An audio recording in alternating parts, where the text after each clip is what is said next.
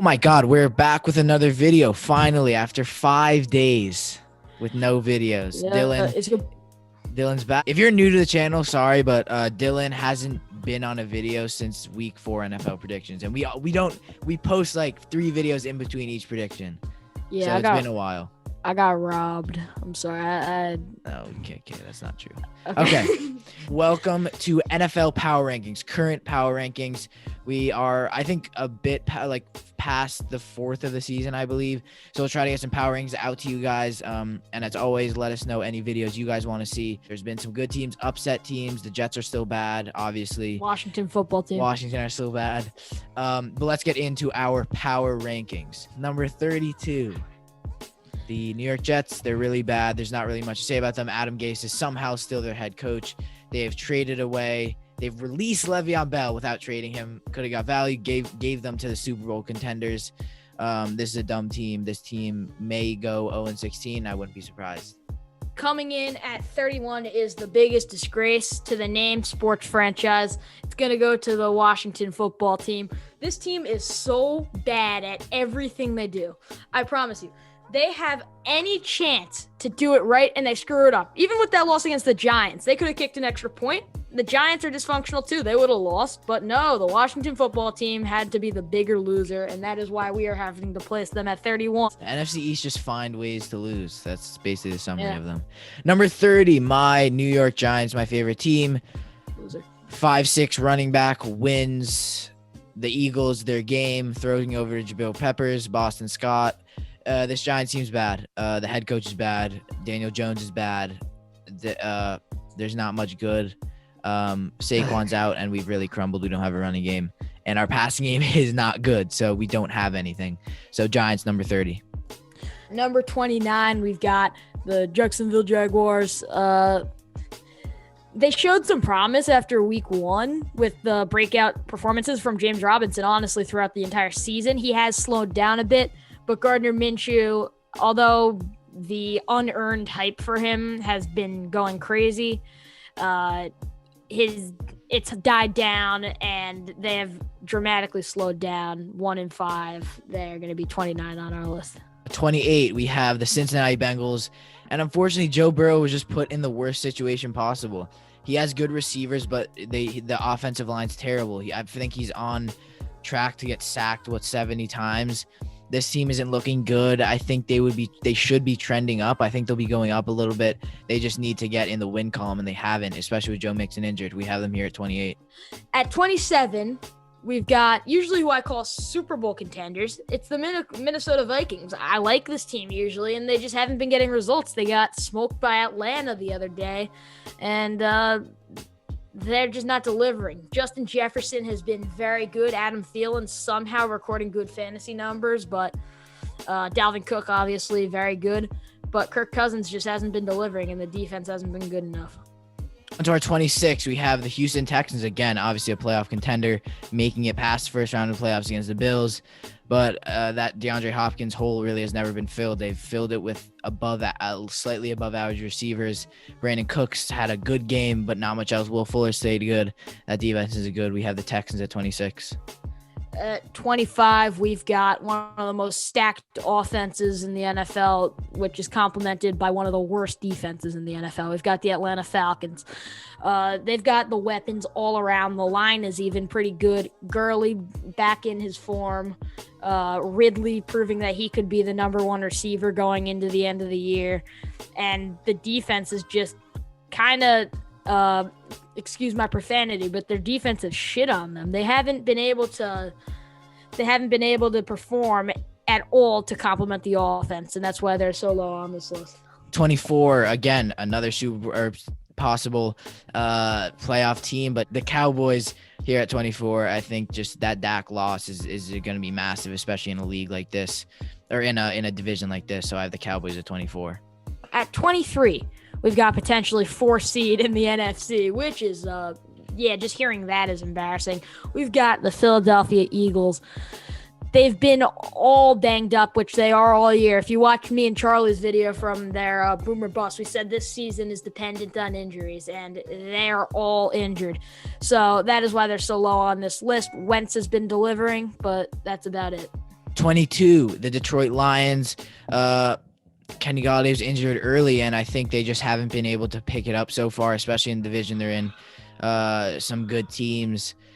That defense as well hasn't been playing amazing. So Lions at 22. At 21, we're going to have to go with Drew Lock's Denver Broncos. Win against New England last week without scoring a touchdown. And they're not playing great football, but they're still finding ways to grind out results. So that's why they're as high on this list as they are. To number 20, we have the New England Patriots. Cam Newton obviously was out. Two of their best players, Cam Newton and Stephon Gilmore, were out on COVID, as they got it.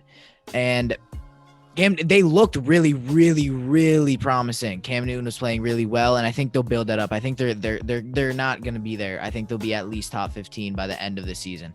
19, record doesn't show it, but damn, Justin Herbert has been playing great, and his Los Angeles Chargers are 19th on our list.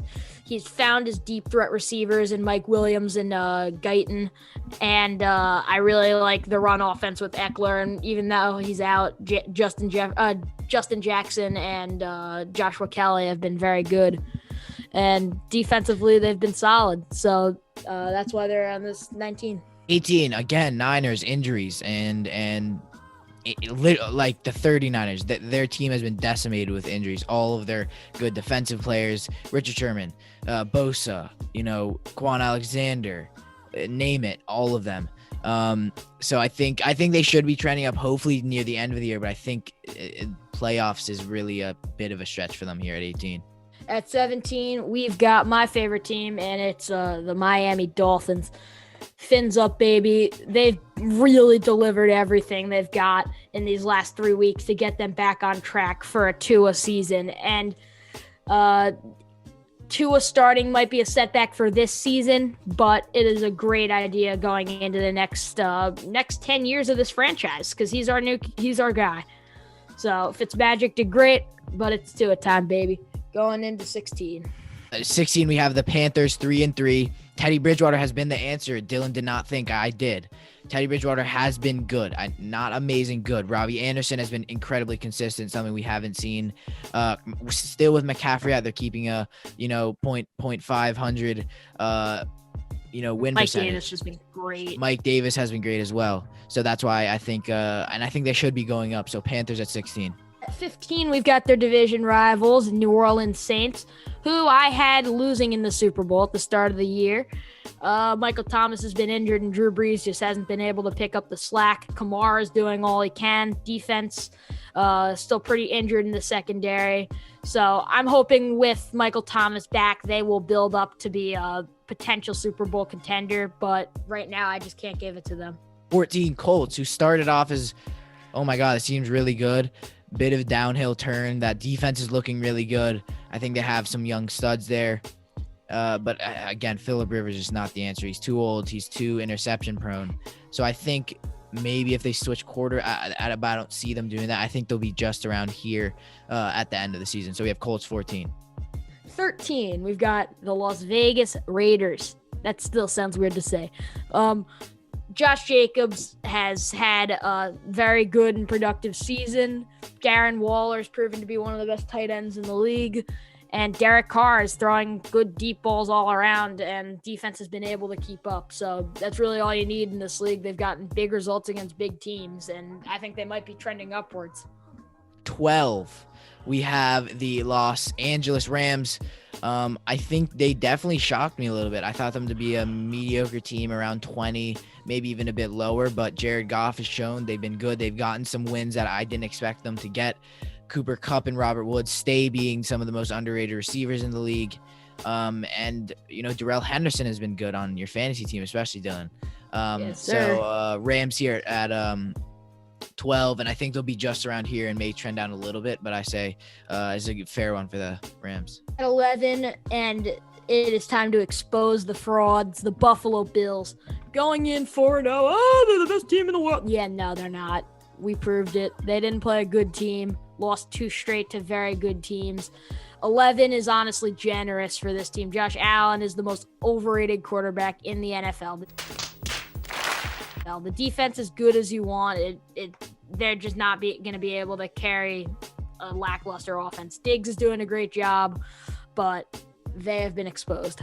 For 10, we have the Browns. If any team is overrated or a quarterback's overrated, is Baker Mayfield.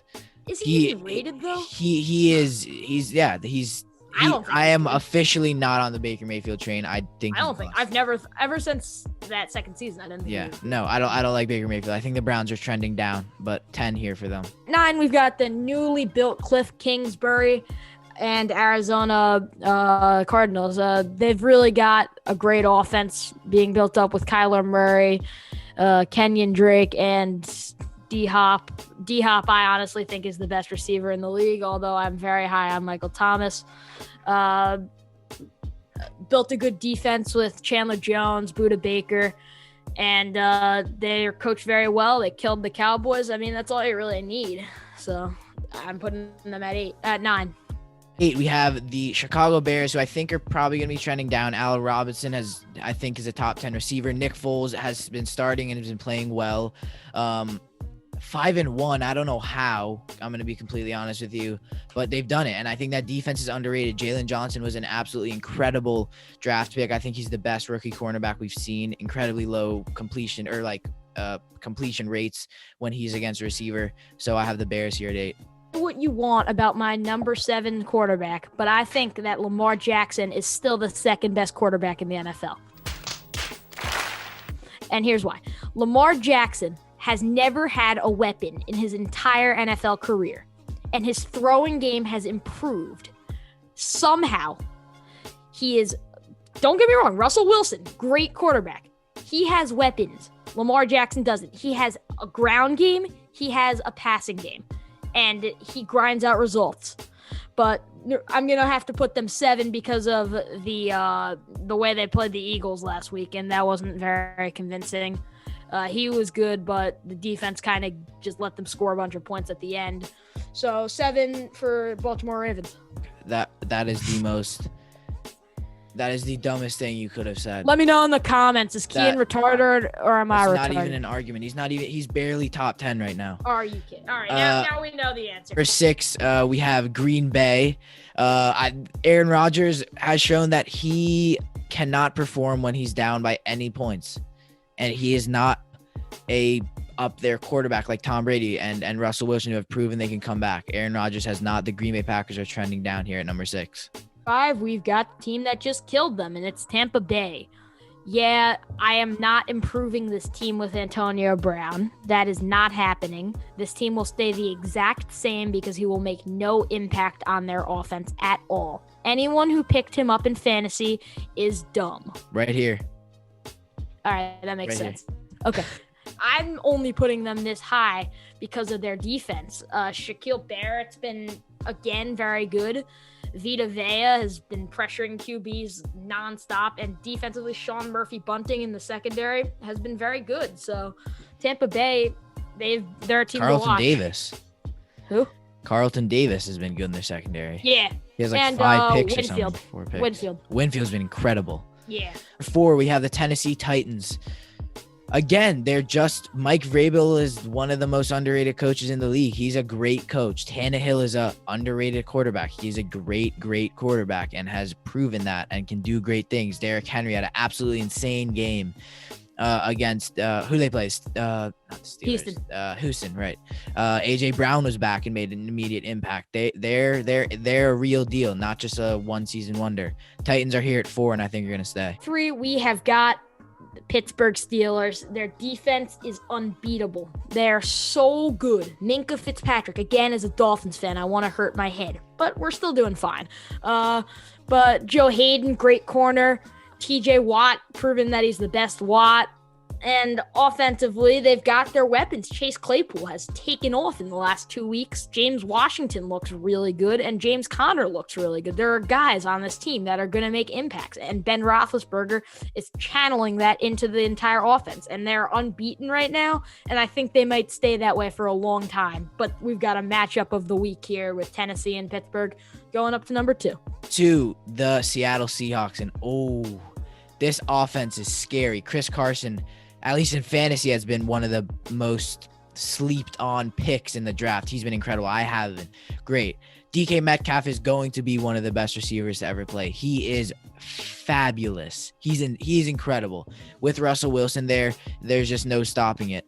The Seahawks are at 2, and I think maybe they'll be going up to 1, each week, and we'll be going down. But the Seahawks are definitely a Super Bowl contender. Number 1, Kansas City.